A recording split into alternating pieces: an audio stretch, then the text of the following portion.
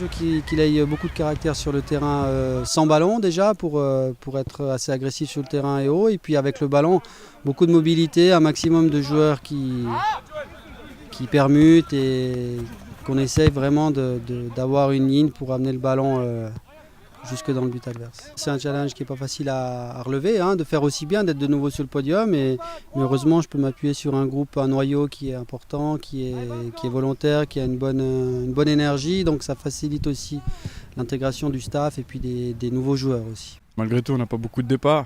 On a quand même changé de coach, donc le visage va quand même changer. Après, je pense qu'on aura la même place à la fin de saison j'espère une marche plus haute.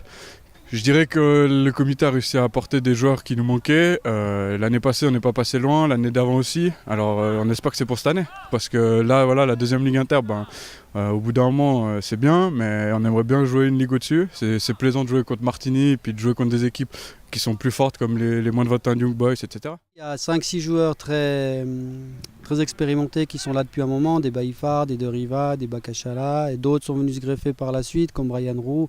Et c'est clair que ça aide pas mal les choses pour mettre en place l'équipe.